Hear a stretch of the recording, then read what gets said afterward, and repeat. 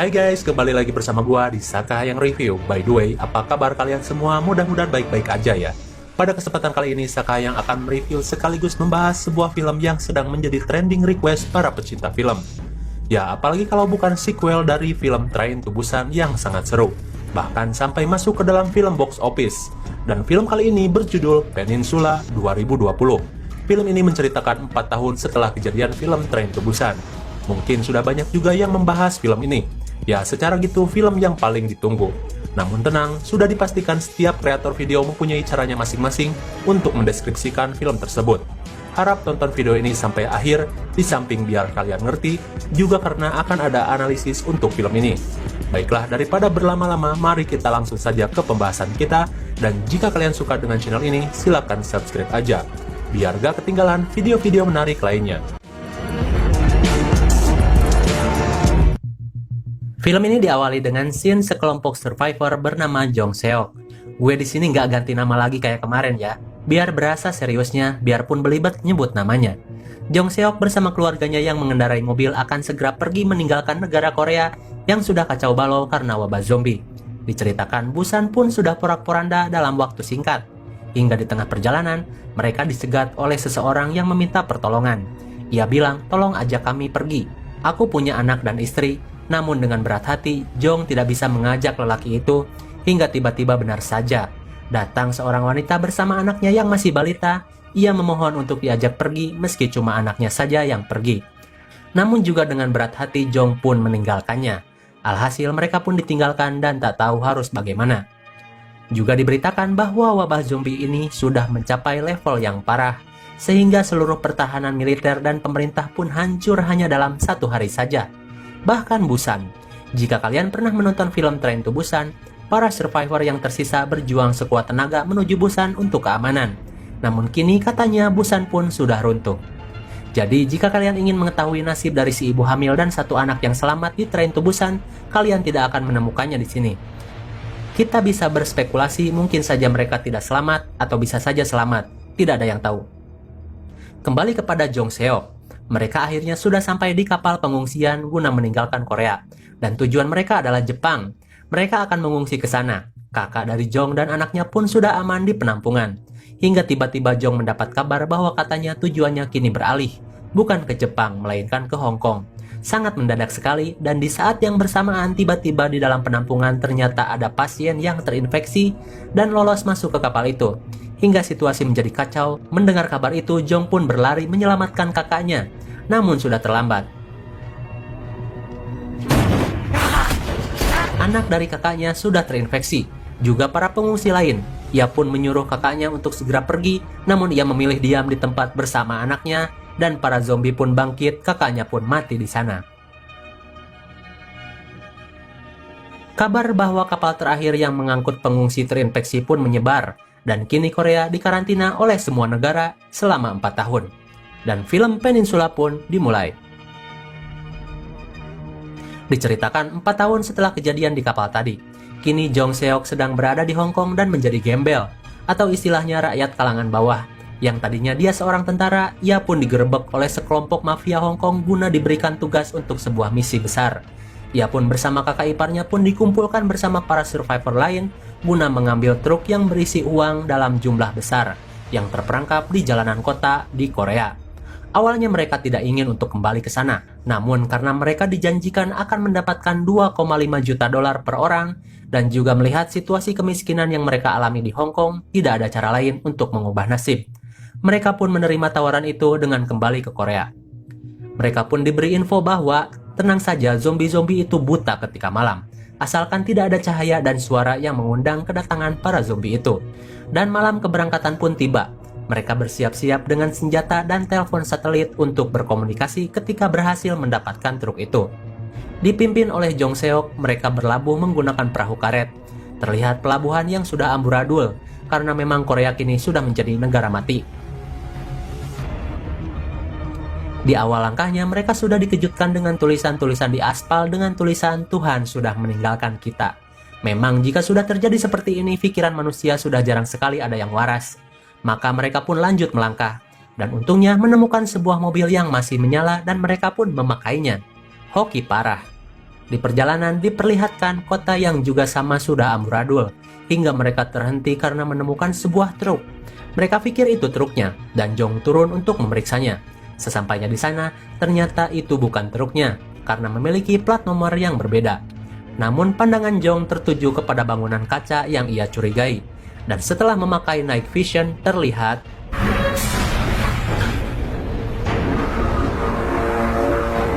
banyak sekali zombie yang mampet bertumpuk di dalam ruangan kaca itu. Andai saja kaca itu pecah, para zombie akan berhamburan ke jalan. Jong pun segera kembali ke mobil dan melanjutkan pencarian. Singkat waktu, mereka pun kembali berhenti. Kali ini mereka yakin itu adalah truknya, dan mereka bersama-sama mengecek ke dalam truk itu, dan bingo! Benar saja di dalam truk itu terdapat uang yang sangat banyak. Cukup untuk membeli nasi goreng untuk seluruh rakyat Indonesia. Mereka pun bersiap membawa truk itu, namun di kabin kemudi terlihat ada mayat. Dan bodohnya, kakak ipar si Jong gegabah masuk dan akan memindahkan mayat itu, hingga ternyata mayat itu masih hidup dan hampir saja menggigitnya. Dirinya yang panik malah memencet klakson mobil hingga terdengar ke seluruh penjuru jalanan yang sepi. Dan benar saja tiba-tiba muncul ratusan zombie yang berlari ke arah mereka. Jong pun berlari karena dirasa amunisi tidak akan cukup. Mereka pun kabur dan berhasil mendapatkan uang tersebut, hingga di tengah kesenangan mereka mendapatkan uang, tiba-tiba muncul tembakan suar dari sisi lain. Entah siapa itu. Suar itu membangunkan seluruh zombie yang ada dan mengejar truk mereka. Hingga aksi kebut-kebutan dikejar zombie pun menjadi scene paling menarik.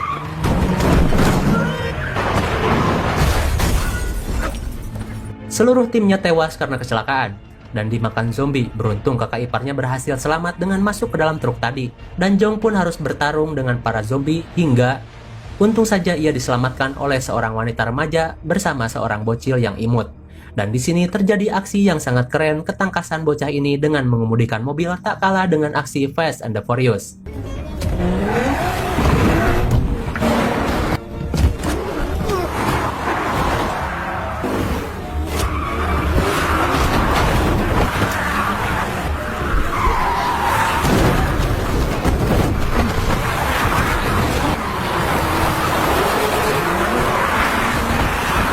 Hingga mobil itu masuk ke bawah jembatan dan mematikan mesin.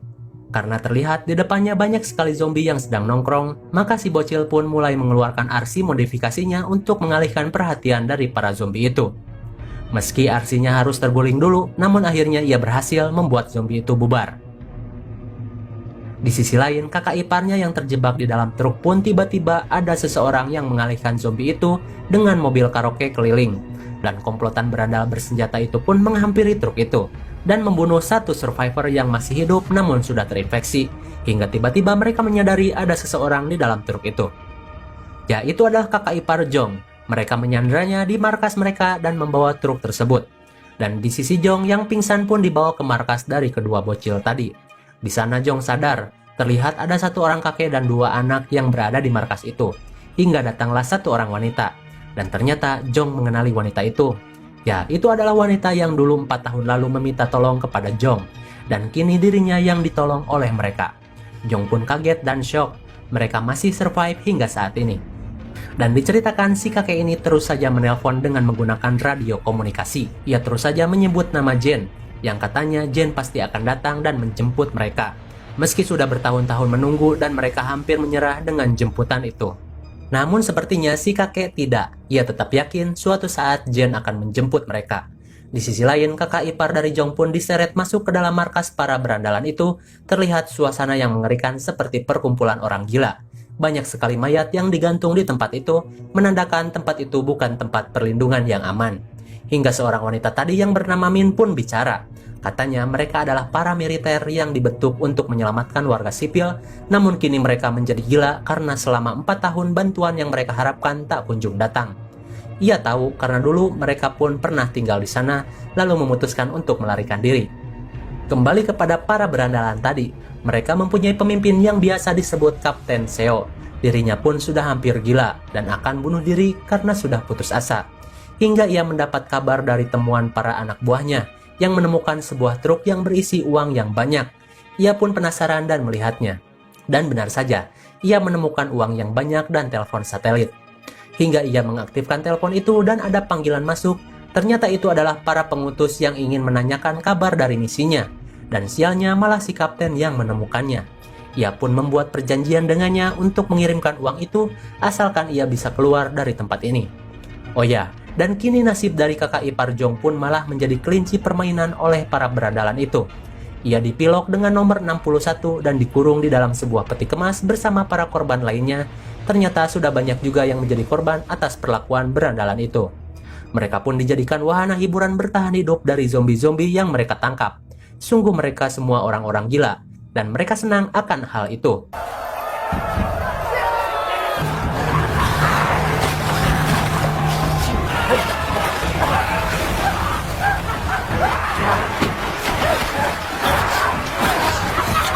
Untung saja kakak iparnya masih selamat di hari pertama pertunjukan itu. Kembali ke sisi Jong, ia yang menceritakan tujuannya ke sini kepada Min, dan anak-anaknya pun mulai memiliki rencana untuk kembali mengambil truk itu dan juga telepon satelitnya dari para berandalan tadi, untuk bisa keluar dari tempat ini yang disebut neraka. Hari itu pun datang, Jong yang selalu bermimpi buruk karena ia mempunyai sebuah beban, dan ia memutuskan untuk menceritakannya kepada Min, bahwasanya dia mengaku dulu pernah bertemu dengan Min yang sedang meminta bantuan kepadanya, dan ia malah meninggalkan Min. Ia pun meminta maaf. Namun Min tidak peduli. Ia bicara, bukan hanya mobilmu saja yang sudah meninggalkan kami. Ada 31 mobil lain setelahmu yang juga mengabaikan kami. Jadi nggak apa-apa, itu memang sudah seharusnya, kata Min. Dan mereka pun mempersiapkan senjata untuk bisa menyelinap masuk ke dalam markas berandalan tadi. Malam pun tiba. Mereka mulai bergerak. Min dan Jong akan pergi, sedangkan anak-anaknya bersama si kakek disuruh untuk diam dan menunggu. Namun, jika sampai matahari terbit kami belum kembali, kalian pergi saja, kata Min kepada anak-anaknya. Dengan berat hati, anaknya pun menyetujuinya, dan Jong bersama Min pun pergi melalui jalan tikus yang Min ketahui.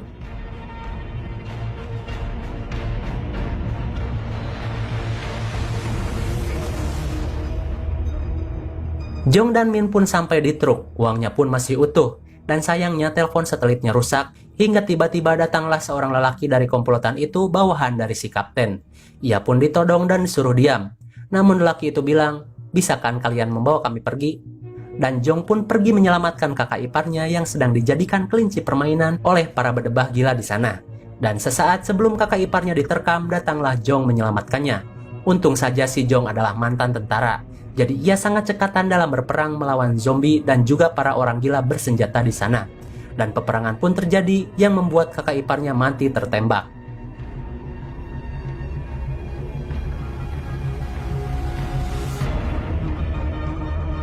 Sesaat sebelum Jong akan dibokong, yang namanya dibokong boro-boro real life. Di PUBG aja dibokong gak bisa apa-apa. Untung aja diselamatkan oleh Min dengan menabrakkan mobilnya ke dalam bangunan. Jong yang sedih pun harus merelakan kakak iparnya yang beban itu dan pergi. Mereka pun dikejar oleh berandalan itu dan terjadi baku tembak di markas itu. Dan karena suara tembakan yang keras, menjadikan gerombolan zombie datang menghampiri mereka.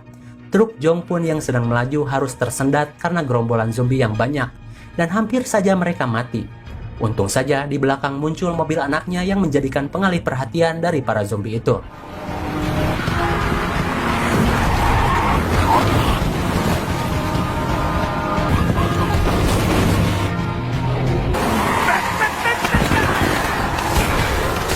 Zombie itu teralihkan, dan ketika hampir lolos, tiba-tiba gerombolan orang gila pun kembali mengejarnya dengan mobil, dan kembali terjadi adegan kebut-kebutan yang seru di sini.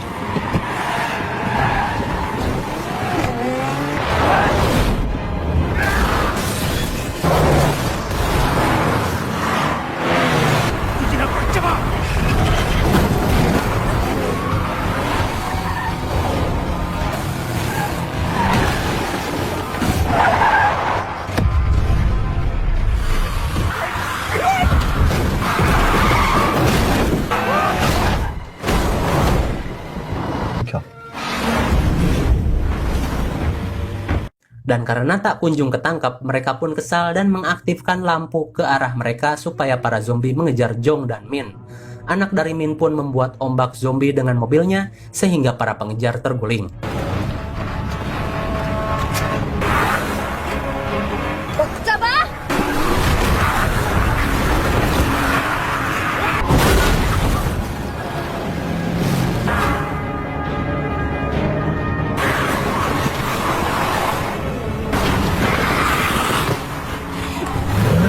Hingga Jong pun ingat dengan para zombie yang berada di dalam gedung kaca.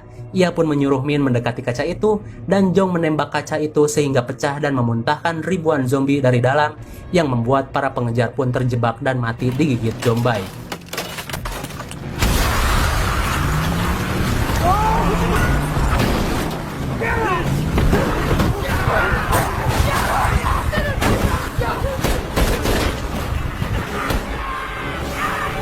Akhirnya mereka berhasil lolos, dan Jong menelpon para penjemput untuk menunggunya di pelabuhan. Tampak anak-anaknya sangat senang karena melihat kapal besar yang akan menjemputnya.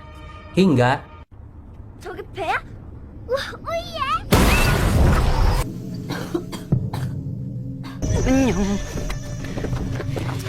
mobilnya ditabrak oleh si kapten yang tadi. Ia masih hidup dan menyandra anaknya. Untung saja si bocil menggunakan RC untuk mengalihkan perhatian si kapten dan berhasil lolos. Namun si kakek harus tertembak karena melindungi si bocil.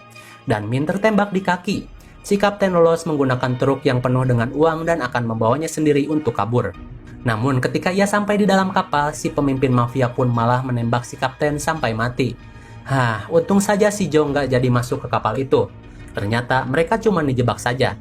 Dan sebagai ganjarannya, tiba-tiba para zombie yang begitu banyak merangsek masuk ke dalam kapal itu, dan sudah dipastikan mereka semua mati.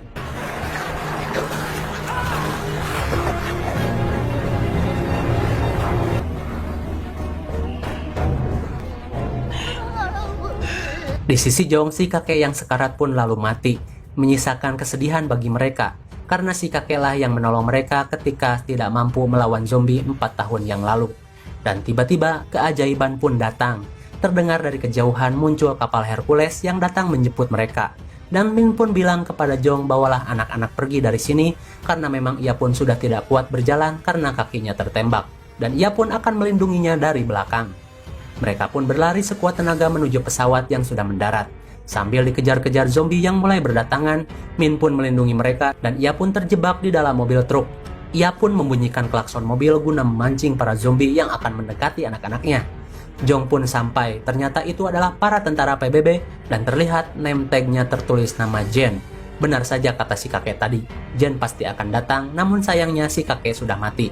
Anaknya pun meminta Jen untuk menyelamatkan ibunya yang terlihat akan bunuh Dirman, namun Jong berbicara, aku akan menyelamatkannya. Dan Min pun tidak jadi menembak dirinya sendiri. Ia pun berusaha selamat dengan menembaki zombie-zombie itu sampai pelurunya habis dan berlari. Jong pun melindunginya dari depan, dan untung saja mereka berhasil selamat.